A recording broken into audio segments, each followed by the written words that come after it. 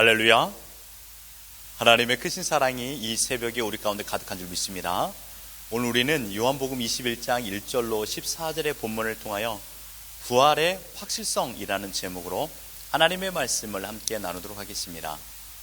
예수 그리스도께서는 온 인류를 구원하기 위한 하나님의 위대한 계획을 완성하셨습니다. 그 일을 위하여 십자가에 죽으셨습니다. 그 죽음은 대속의 죽음이었습니다. 골고다 언덕에 세 개의 십자가가 세워졌습니다. 예수님의 십자가는 가운데요, 양쪽에도 십자가가 세워졌죠. 똑같은 형질의 십자가입니다. 그러나 십자가의 의미는 다릅니다. 주님 양쪽에 있던 십자가는 극한 죄를 범한 강도들의 십자가입니다. 얼마나 많은 죄를 범했는지 우리는 명확히 알 수 없지만 십자가형을 언도받을 정도의 극악한 죄를 범한 자들입니다. 하지만 예수님의 십자가는 빌라도가 증언했듯이 아무런 죄를 범하지 않는 무죄한 십자가입니다. 예수님의 십자가는 인류의 죄를 대신 사하기 위한 대속의 십자가였습니다. 주님은 십자가에서 최후를 맞이하고 운명하셨습니다. 십자가에서 죽으심으로 모든 것이 끝난 것이 아닙니다. 주님은 제자들에게 수차례 말씀하신 것처럼 3일 만에 다시 부활하셨습니다. 그러나 제자들은 부활의 주님을 눈으로 봤음에도 불구하고 온전히 믿지 못했습니다. 요한복음의 저자 사도 요한은 요한복음 21장에서 예수 그리스도의 부활의 확실성을 강조하여 이 말씀을 기록한 것입니다. 그것도 예수님 자신이 제자들 앞에 나타나셔서 부활의 확실성을 예수님 자신이 증명하십니다. 1절을 보십시오. 그 후에 예수께서 디베랴 호수에서 또 제자들에게 자기를 나타내셨으니 나타나신 일은 이러하니라. 1절의 핵심 구절입니다. 여러분, 예수님은 부활하셨습니다. 그리고 부활하신 그 모습 그대로 제자들 앞에 나타나셨습니다.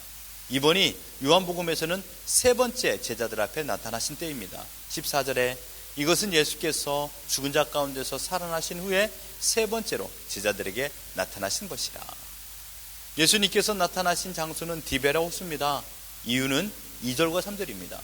시몬 베드로와 디두모라 하는 도마와 갈릴리 가나 사람 나다나엘과 세베대 아들들과 또 다른 제자 둘이 함께 있더니 시몬 베드로가 나는 물고기 잡으러 가노라 하니 그들이 우리도 함께 가겠다 하고, 베드로와 제자 일행은 6월절이 지나고 예루살렘에 머물다가 며칠 뒤 디베랴, 그러니까 갈릴리로 내려왔습니다. 이곳은 베드로의 고향입니다. 베드로는 어부 출신입니다. 어릴 적부터 고기 잡이를 하던 곳이었죠. 다른 6명의 제자들이 베드로가 어부 생활로 다시 돌아갈 것이라고 말했을 때 베드로를 따라 함께 디베랴 호수에 온 것입니다. 베드로는 지난 과거 자신의 경험을 토대로 고기가 가장 많이 잡히는 밤에 그물질을 했습니다. 낮에는 팔레스틴의 뜨거운 기온 때문에 고기들이 호수 깊숙한 곳에 머물고 서늘한 밤이 되면 물고기들이 활동하기 때문입니다. 베드로는 물고기의 습성을 알고 그물질을 밤에 했습니다. 하지만 결과는 어떠합니까? 아무것도 잡지 못하였다입니다. 실수였을까요? 아니면 오랜만에 해서 실력이 없었을까요? 물론 그날따라 고기가 잡히지 않을 수도 있습니다.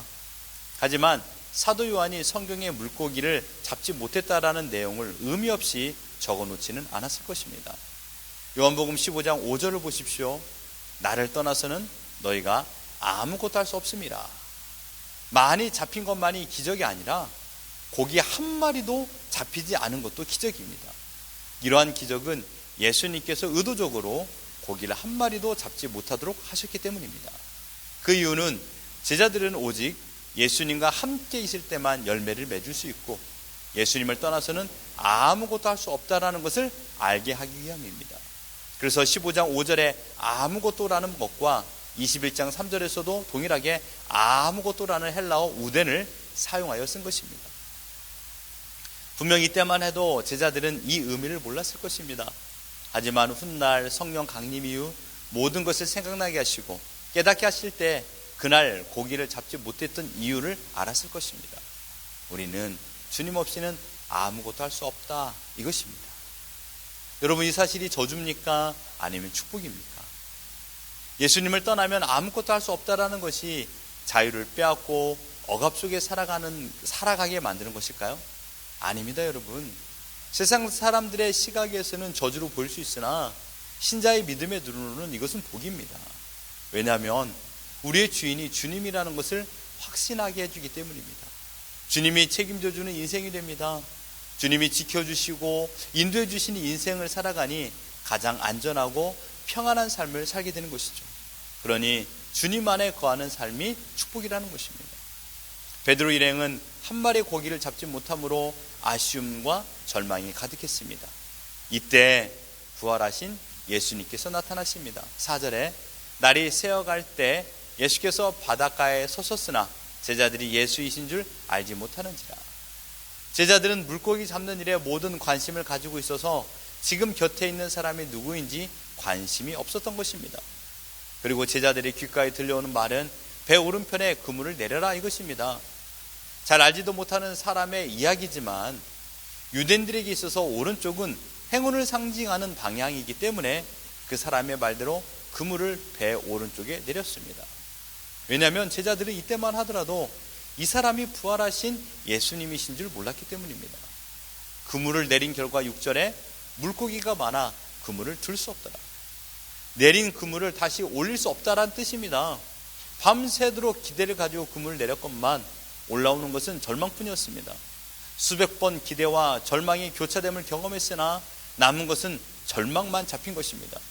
그런데 낯선 남자의 말에 순종하여 그물을 내렸더니 들 수 없을 정도의 많은 물고기가 잡힌 것입니다.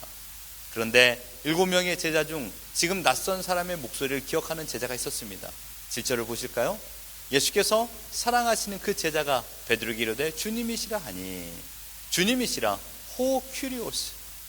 요한은 추정하여 말한 것이 아니라 확신을 가지고 단정지어 주님이시라고 말한 것입니다. 요한은 예수님의 목소리를 잊을 수가 없었습니다.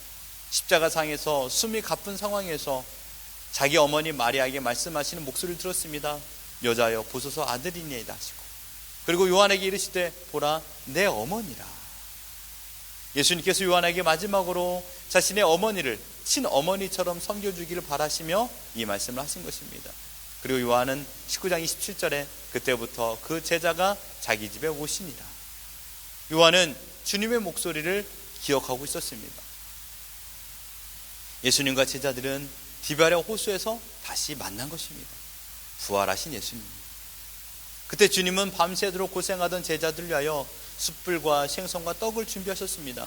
9절에 육지에 올라오니 숯불이 있는데 그 위에 생선이 놓였고 떡도 있더라.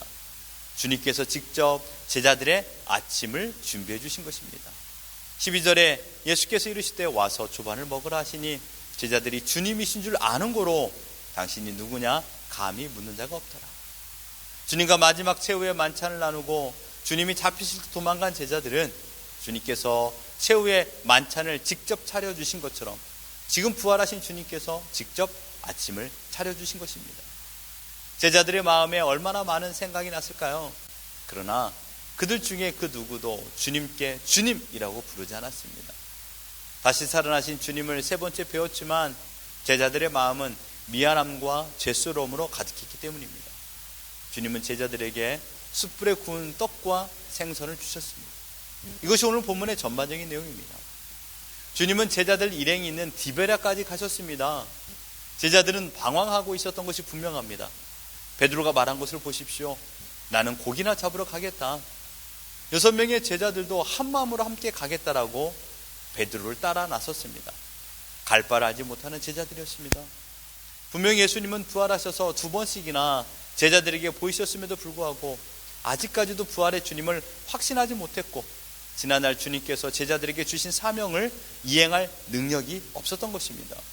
정확히 말하면 자신의 생명을 지키기 위해서 어부의 생활로 돌아간 것입니다. 하지만 주님은 이들을 결코 나무라지 않았습니다. 다그치지 않았습니다. 예수님 자신의 부활의 확실성을 다시금 보여주셨습니다. 한 마리의 물고기도 잡지 못한 지난 밤이었으나 주님의 명령에 순종하여 그물을 내렸더니 그물에 가득히 찬 큰 물고기가 153마리가 잡혔습니다. 이런 기적과 같은 일이 우연입니까? 아닙니다. 한 마리의 고기도 잡지 못한 것도 기적이요, 153마리의 기적과 같은 물고기를 잡히게 하신 것도 주님께서 행하셨던 것입니다. 이 사실을 보여주므로 지금 숯불 옆에 계신 이분이 자신들의 스승이었던 십자가에 달려 죽으셨다가 다시 살아나신 예수님이 분명하다라는 것을 직접 보여주고 있는 것입니다. 제자들 무리에 가장 의심 많은 사람이 있는가 아십니까? 도마가 있었습니다. 도마는 내가 그의 손에 못자국을 보며 내 손가락을 그 못자국에 넣으며 내 손을 그 옆구리에 넣어보지 않고는 믿지 아니하겠노라라고 말했던 자였습니다. 주님은 부활 후 두 번째 도마에게 나타나 도마의 말대로 손가락을 내 구멍난 손바닥에 넣어보라고 하셨습니다. 그때 도마는 나의 주님이시요 나의 하나님이시니다라고 부활하신 주님을 믿고 고백하게 됩니다. 그 도마가 지금 물고기 잡는 일행 속에 있습니다. 그리고 주님께서 주신 떡과 고기를 먹고 있습니다. 주님은 다시금 디베레 호수에 있는 제자들에게 세 번째 나타나셔서 부활의 확실성을 증명하고 계십니다. 제자들이 주님이신 줄 아는 고로 당신이 누구냐 감히 묻는 자가 없다라고 했습니다. 이제 제자들은 예수님께서 확실히 부활하신 것을 믿게 되었습니다. 사랑하는 성도 여러분, 제자들도 부활하신 예수님에 대한 확실한 믿음이 없었던 것은 사실입니다. 그래서 주님은 세 번씩이나 그것도 디베라 호수까지 찾아와서 직접 숯불에 떡과 물고기를 구우시고 또한 153마리의 고기를 잡을 수 있는 기적을 베푸셨습니다. 그 이유는 제자들로 하여금 부활의 확실성을 믿게 하기 위함입니다. 그토록 부활은 믿기 어려운 기적입니다. 교회를 다니는 어떤 이들도 부활을 믿지 못하는 분들이 계십니다. 하지만 성령 하나님께서 어느 날 예수님의 부활의 확실성을 믿도록 인도해 주실 것입니다. 우리의 이성과 지성의 한계를 성령의 인도하심으로만 뛰어넘을 수 있기 때문입니다. 이성과 지성으로 신앙을 이해할 수 없습니다. 오직 하나님의 은혜로만 부활이 믿어지는 것입니다. 부활을 믿어지게 하신 하나님께 감사하시고 또한 아직도 부활을 믿지 못하고 신앙생활하는 우리 가족이 있다라면 계속해서 기도하시길 바랍니다. 주님께서 3번이 아닌 300번까지라도 깨달음을 달라고 기도해야 됩니다. 우리에게 부활의 확실성은 성경입니다. 고린도전서 15장 3절과 4절에 성경대로 그리스도께서 우리 죄를 위하여 죽으시고 장사 지낸 바 되셨다가 성경대로 사흘 만에 다시 살아나사라고 말했습니다. 성경이 부활의 확실성을 보장합니다. 여러분, 성경에 기록된 대로 믿으시면 됩니다. 부활은 확실한 사건입니다. 부활은 하나님의 위대한 능력입니다. 이 능력이 우리를 죄에서 구원하여 주셨고 영생의 복을 허락하신 줄 믿습니다. 하나님을 하나님으로 인정하는 위대한 믿음의 고백이 바로 부활입니다. 내가 부활을 믿습니다. 예수 그리스도 부활하신 것을 내가 믿습니다. 이 고백이 하나님은 살아계신 하나님이다라고 고백하는 것입니다. 이 은혜에 감사하며 하나님을 찬양하는 복된 하루를 살아가는 우리 모두가 되기를 예수 그리스도 이름으로 축원합니다.